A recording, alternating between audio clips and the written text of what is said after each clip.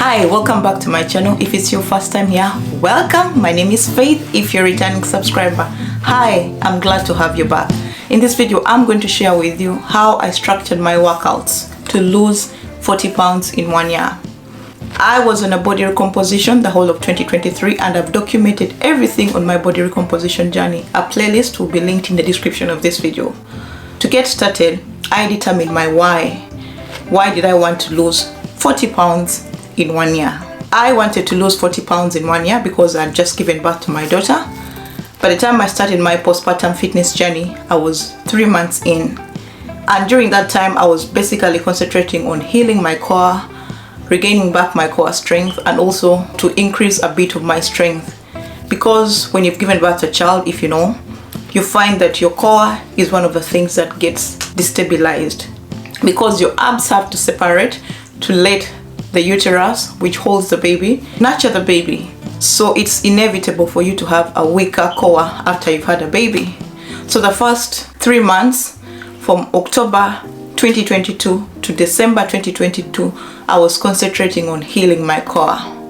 When I felt my core was healed, I decided to go on a body recomposition. I started this body recomposition journey in January 2023. If you don't know about body recomposition is basically when you work out and do whatever you have to do to lose fat and build muscle at the same time. The first thing I did was to determine my why. I wanted to get strong again. I wanted to build more muscle mass that I had lost during my pregnancy, and I also wanted to shed fat and at the same time get back to the physique that I always had before I had the baby. My why was beyond the aesthetics. I wanted to feel good in my skin. I also wanted to gain more muscle, and I also wanted to be strong enough to do all the things I have to do. I have 2 children. I had a toddler then and a newborn, and I wanted to be strong to be able to carry my 2 children when I go shopping, to be able to do the things I used to do before I had the baby. So strength was a very important component of my body recomposition journey. So I decided to concentrate on weight training.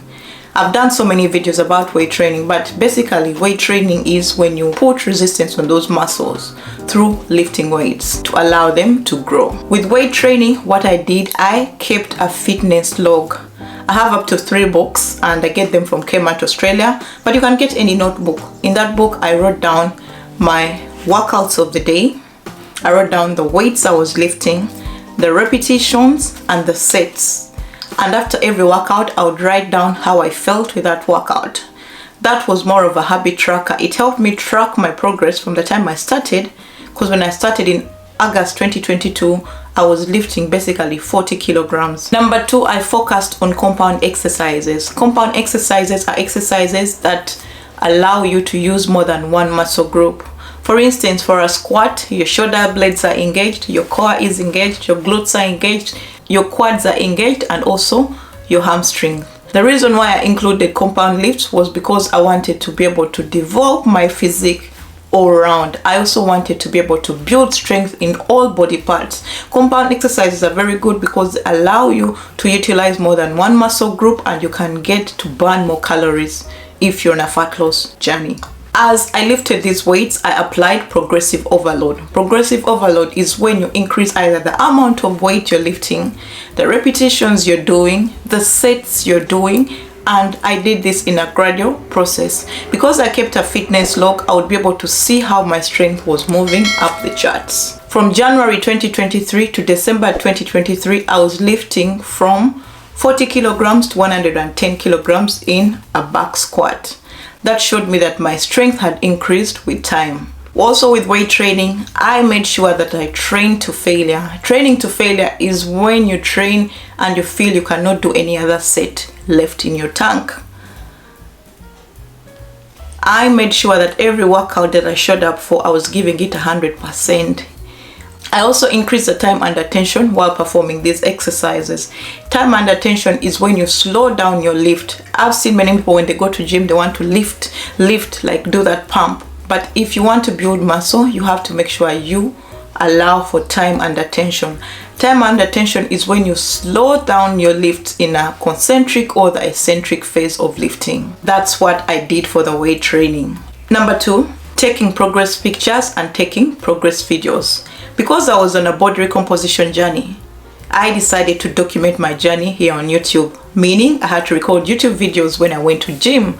And this is the most important thing that kept me motivated to keep going. Every time that I would release a new video on my YouTube channel, I was showing you my progress when it came to my body recomposition. Every time I went to gym, I recorded my workouts because I wanted to have that log that I would look at to see how I progressed. To be honest, for me to start this YouTube channel was to document my fitness journey, and I'm so glad that I did that. By the time 2023 ended, I had seen the progress that I had made from the start to the end, and all of it is on my channel. The reason why I decided to concentrate on taking progress pictures and progress videos was because when you're losing fat and building muscle at the same time, sometimes the scale will not show that progress that you've made. So if the scale is not showing the progress that you've made, many people tend to give up because you're looking at it, you're like, okay, I am not seeing the numbers dropping. But not seeing the numbers dropping does not mean that you're not gaining muscle and losing fat. Because all these things are happening in tandem, you'll see that you'll be gaining muscle and losing fat, and there might not be a difference in the scale, but when literally there's a difference in how your physique is. So progress pictures and progress photos were a better way for me to track my progress as I was on a body recomposition journey. Initially, when I started in January 2023, I wanted to do cardio, I wanted to run, but I found that when I would run, I would find myself eating more because your body is burning more calories as you exert that pressure on your joints, as you burn more calories through running and any aerobic exercises. I found that I was consuming a lot of food.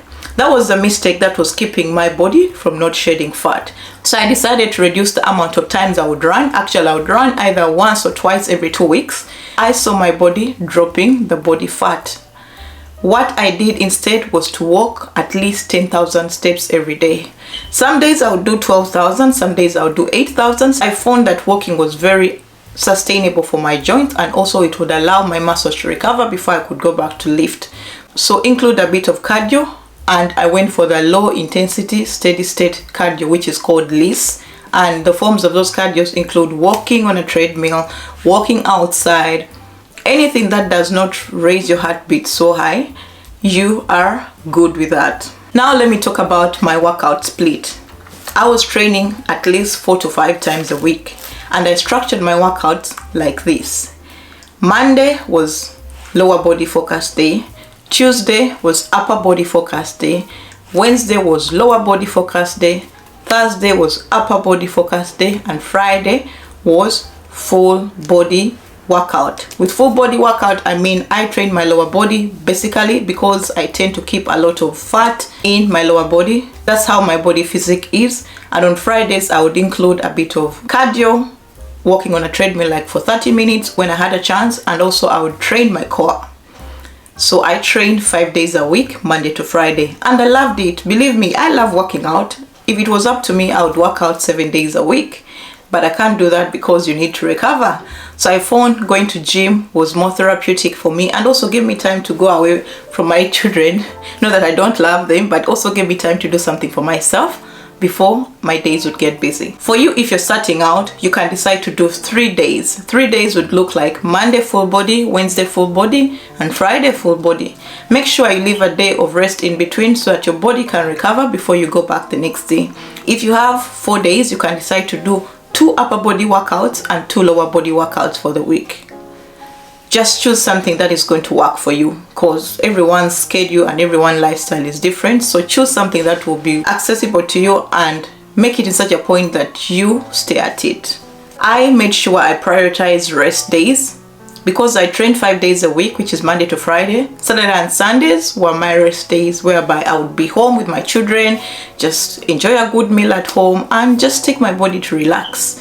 Okay, this is the most important point I want you to take out of this. You have to make sure you get a fitness program. Do not listen to the fitness influencers out there. It's very easy when you're starting your body recomposition journey to concentrate more on what you hear from the social medias. We have so many. We have TikTok, we have Instagram, we have YouTube, we have Facebook. Make sure you follow a fitness program. I designed myself my fitness programs because I've been doing fitness for the last 10 years. I know what to do in the gym. I know how to lift. Find yourself a fitness program and stick to that. My fitness programs were designed in such a way that I would do them for 12 weeks, and after 12 weeks I evaluate my progress, then switch it up. The reason why I kept switching them up after 12 weeks was I didn't want to plateau. Many times plateaus come when you do the same thing over and over again that your body gets so used to it and you end up not seeing any results. And also it helps you kill the monotony and helps you stay motivated to show up for your workout. For instance, if you go to the gym every day and you lift 20 kilograms, 20 kilograms, 20 kilograms, your body is going to get used to that 20 kilograms and you won't be able to develop muscle. As I told you, I applied progressive overload. Progressive overload meant that I had to increase the amount of weight or sets or reps as I did the workouts. So make sure you follow a fitness program and have times where you evaluate your progress and switch up your workout. With the fitness program, I made sure that every after 12 weeks, I would have a week of deload. A deload is a week whereby you scale down on how much you're lifting, the intensity of your workout, to allow your body to recover before you go into the next phase. I love to use deloads because they've worked for me in the past and I know they really work. There's a video in the description where you can learn more about deloads. Tips on how to get started. Start small. Start small. Start small. It's the start of the new year. Of course, right now we're almost in March, but many of us, when the year is starting, we think we have to give it your go.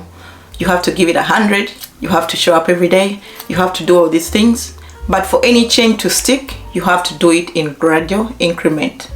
To break any bad habits, you have to do it in increments. Start small. To build any good habits, you have to do it in small increments. When I started my postpartum fitness journey, this is a video, I was lifting 40 kilograms. If I had just gone to the gym the first day and loaded it to 100 kilograms, what would have happened? I would have hurt myself, or I wouldn't have built the momentum I needed to keep going. Do not bite off a big chunk than what you can chew. Start tackling your fitness journey in small increments. Today you can decide to say, I will clean out my pantry, get rid of all the bad foods. Do that. I'll look at the foods I enjoy.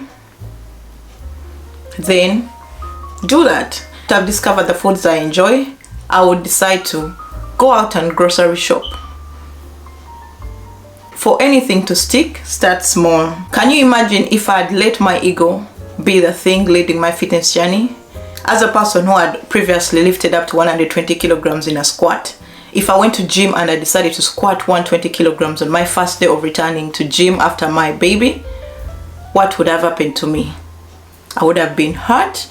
I would have caused injury to my core. I wouldn't have seen the progress I needed, and I would have been also disappointed in not being able to lift the weight, because initially I could not lift that weight. I decided to start small, and it's from those small increments that I've made this progress that I've made. When you're lifting weights, the most important thing you have to do is to make sure your form is right. There are so many videos out there of how people show you how to lift weight, but my approach was, when I was starting my fitness journey, I got myself a fitness coach, a personal trainer who showed me exactly how to lift and who taught me the fundamentals of lifting. He was a certified exercise physiologist who helped me establish how to lift, how to position my feet, how to pull when it comes to a back row, how to engage my core, how to protect my back from injury, and all the nitty-gritties when it came to weightlifting. If you can afford, please get yourself a fitness personal trainer. Get yourself an exercise physiologist who is going to show you exactly how to lift so that you don't hurt yourself and you're able to get the results from your lifting. So form is very important. However much you want to lose weight, if your form is not right, you're going to end up injuring yourself, recruiting the wrong muscle groups, and not seeing the results that you intend to get. So lift safely and make sure you know what you're doing when you decide to start lifting weights. Next thing I did was to include at least a mobility workout before I started and when I ended the workout. If you're to look at all my videos that I release on this channel, I've showed you that before I start a workout, I don't just come from wherever I've been, go in and load the squat bar and get squatting. I make sure I include at least 10 minutes of a stretch, 10 minutes of a dynamic stretch to warm up my muscles, stretch out my hip flexors if it's a lower body focused day, stretch out my shoulders if I have to do a shoulder press or a chest press or a back row or a lat pull down. I make sure that I stretch my muscles and warm them up before I do any workout. Likewise, you have to make sure you stretch before you start your workouts. Stretch before you start workouts and also cool down after you finish your workout. Do not skip mobility, because when you lift, you put tension in those muscles, and if you haven't warmed them up, the risk of injury is very high. Stretching is very important. On Sundays, some days when I have time, I just have a 10 to 20 minute stretch on my yoga mat in my home with my children. My son loves climbing my back when I'm doing stretches, and it has helped me maintain the mobility I need, because it makes no sense for you to be in your best shape as you lift, but when your muscles cannot function the right way, but when your body cannot be able to lift your weight. So stretch before you do any workouts, and also stretch after you finish your workout. Last but not least, focus on the journey. Last year, there were moments whereby I was getting frustrated. I was doing everything. I was lifting heavy, I was eating my protein, I was drinking my water, and I was lifting and showing up to the gym, but I wasn't seeing the changes I wanted to see. But when I took a big eyes view, do they say, is that the word? When I took an overview of my fitness journey, I was able to see that I had made progress. In fact, this is how I looked at the start of the year, and this is how I'm looking currently today. You will see the difference in the pictures. But if I had concentrated on the number on the scale and not focused on the journey, I wouldn't have been able to see the results that I'm seeing. I know it's hard to start from zero. We all start from zero. I started from zero, and I documented my journey. Documenting my journey was proof to myself that it's possible, and also proof to you that you can do it when you put your mind and body and soul to it. So if you want to achieve any fitness goals this year, make sure you focus on your journey. We are almost in March. This is February as I record this video, but pace yourself. Enjoy the journey. Show up when you say you're going to show up. Allow yourself to be human. Humans, we fault, we make mistakes, we give up, but don't beat yourself. The Bible says a righteous man falls down 99 times. Is it 99 or 9 times? But gets up. So if you're falling down, get up. If you feel on some days you're not showing up, give yourself that grace to rest, because this is a journey more than a destination.